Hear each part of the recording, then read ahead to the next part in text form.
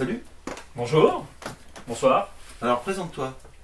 Alors je suis... est-ce que je parle à la caméra ou est-ce que je te parle à toi? Tu peux me regarder, ouais, parce que D'accord. normalement on ne doit pas regarder la caméra. D'accord. Parce que sinon ça gêne le spectateur parce que il a D'accord. l'impression que tu l'observes. Tu sais, Surtout s'il est en slip sur son PC. Ouais. D'accord. Surtout que des fois, bon, ouais, ils peuvent être. On peut la refaire. Alors. Allez, on l'a. Non, on continue. Bon.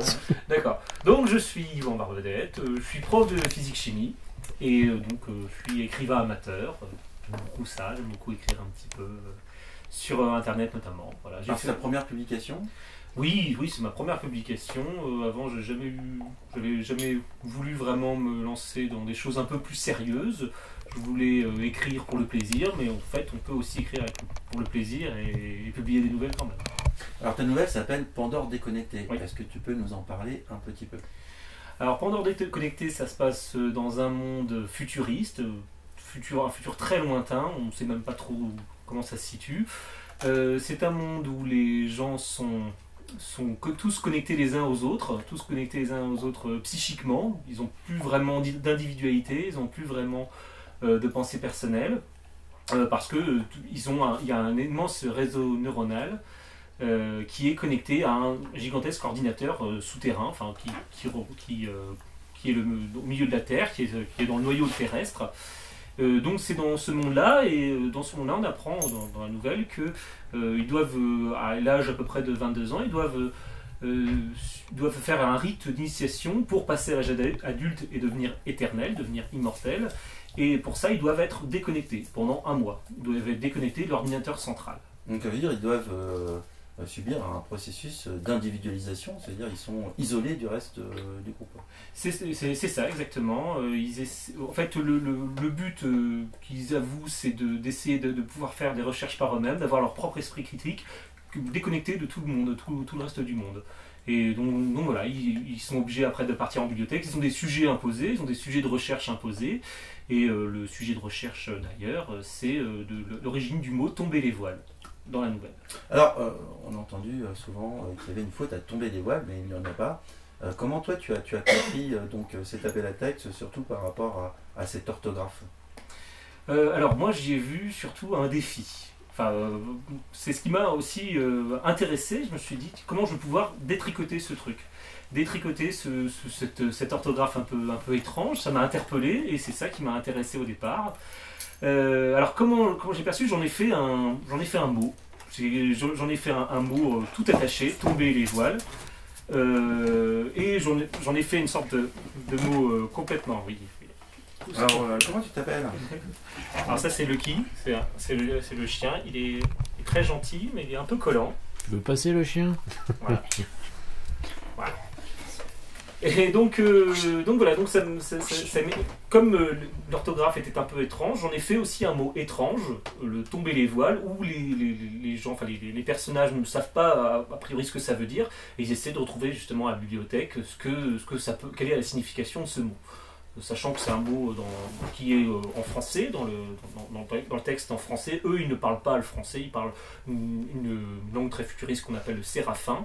Et donc pour eux, ils ont juste ce mot-là, tomber les voiles en français. Ils doivent essayer de voir ce que c'est, essayer de comprendre ce que c'est exactement. Alors dans ta nouvelle, ce qui est intéressant, c'est que tu nous décortiques aussi, je veux dire, les règles d'une civilisation, c'est tabou,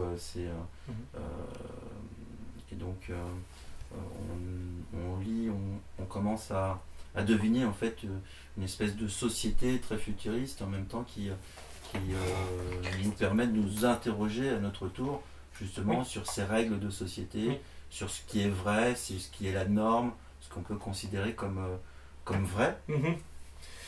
Donc, comment tu... Alors, c'est une société qui est très structurée au niveau amoureux. Les enfants doivent faire des enfants à leurs propres parents. tout est Oui, parce que Dieu est amour, hein, c'est ça. C'est exactement ça. Ce que je voulais montrer surtout dans ça, c'est que en fait notre modèle de famille actuel, c'est un modèle qui n'existait pas il y a 2000 ans. C'est un modèle qui est basé sur le père. Voilà, c'est ça, c'est un modèle ici. Patriarcal. Et même si on prend certains pays encore, il y a des histoires de mariage arrangé où l'amour n'a pas grand-chose à voir avec ça. Donc finalement notre modèle familial tel qu'on connaît maintenant, on a l'impression que c'est depuis le début de l'humanité.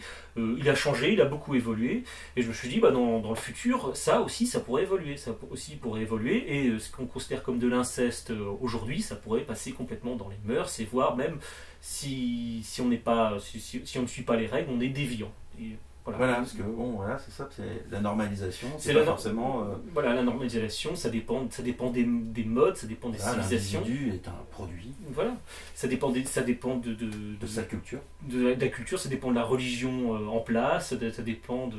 C'est un automate. Voilà, exactement. Voilà, qui a des pensées automatiques. Voilà, et là, le fait que tout le monde fasse la même chose, tout le monde en plus est connecté par la pensée, ça fait que c'est une norme qui est très très présente, et s'en détacher est très difficile du coup, vu que tout le monde fait pareil. C'est le prix de la liberté peut-être. Ah oui, ce détachement, oui, mais justement, cette liberté-là, ils n'arrivent qu'à l'obtenir qu'au moment où ils se déconnectent de Pandore, au moment où ils ont ce mois, on va dire, de sursis, où ils peuvent se déconnecter de Pandore, et c'est là qu'ils vont pouvoir peut-être se révéler. Et, alors, ce qui est dit dans la nouvelle aussi, c'est que cette déconnexion, ça permet de lisser les personnalités. C'est ce qui est dit, donc ça permet de déviant, parce que le personnage principal, le héros de l'histoire, est un déviant, il est amoureux d'une autre fille, et non pas de sa maman, c'est pas bien. Ça, c'est pas bien de ne pas être amoureux de sa maman. Et il essaie de se décrocher de sa mère. Il sent une certaine attirance quand même, parce que c'est quand même un produit de la culture lui-même, de la culture de l'époque.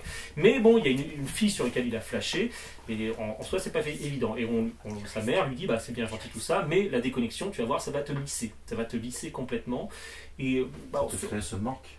Oui, c'est ça crée le manque, il se sent complètement un peu perdu dans ce monde sans artifice, sans Pandore, et il se raccroche un peu à sa maman, sa propre maman, qui est un point d'attache, et donc il va petit à petit peut-être s'en rapprocher un peu trop, alors qu'il voulait être déviant à ce moment-là.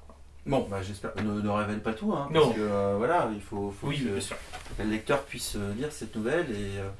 Et quelles sont tes influences littéraires tout à l'heure, là, tu avais un livre dans tes mains. Alors, oui, j'étais en train de lire la saga Vorkosigan de Lois McMaster-Bujold. C'est une écrivaine américaine qui a eu 3-4 fois le prix Hugo pour la même série, je crois, donc ça impressionne. Mais là, c'est pas ce qui m'a le plus influencé. Ce qui m'a le plus influencé, c'est Arthur C. Clarke. Arthur C. Clarke, c'est ces univers-là où il est beaucoup dans le transhumanisme aussi, et beaucoup dans des sociétés un peu utopiques, notamment je pense à La Cité et les Astres. C'est un des romans, et ça parle d'une société utopique au départ. Mais qui alors avec des personnages, les humains ont complètement évolué, ils ont perdu leurs dents, ils ont perdu leurs ongles parce que ça ne leur sert plus à rien, et ils sont aussi virtuellement immortels. En fait, ils renaissent les uns par les autres, et c'est ça un peu qui m'a influencé, ce côté-là, Quand je vois que tu as une bibliothèque très fournie, donc de la BD, du manga, des romans, la BD européenne, du roman de science-fiction, il y a un peu de romans plus classiques mais un peu moins, de la BD américaine, du comics, voilà, je vais sur tous les tableaux, on va dire, voilà. Du jeu de rôle, tu fais un peu de jeu de rôle aussi? Non, je fais pas de jeu de rôle, je fais beaucoup de jeux de société, des petits jeux de société, mais je fais pas de jeu de rôle, non, je me suis jamais lancé là-dedans. Alors si, j'ai fait des jeux de rôle sur internet, en forum d'écriture, c'est un format de jeu de rôle où on est avec d'autres personnes sur internet qu'on ne connaît pas a priori, et chacun joue un personnage dans un univers. Alors, par exemple, le dernier forum sur lequel j'étais, c'était dans l'univers X-Men, mais loin dans le futur. Les X-Men qu'on connaît habituellement sont morts, donc c'est une histoire toujours de mutants, c'est toujours la lutte des mutants contre les humains, et on joue un personnage mutant ou humain, comme ça. Et chaque personne qui est sur ce forum-là joue un propre personnage, et on interagit les uns les autres en écrivant des histoires, à la manière d'un cadavre exquis. D'accord, très bien. Et donc, si tu gagnes le prix d'une saison Oui. 2018. La forme que prendra la nouvelle, cet univers, ça sera un roman, Ce sera un roman.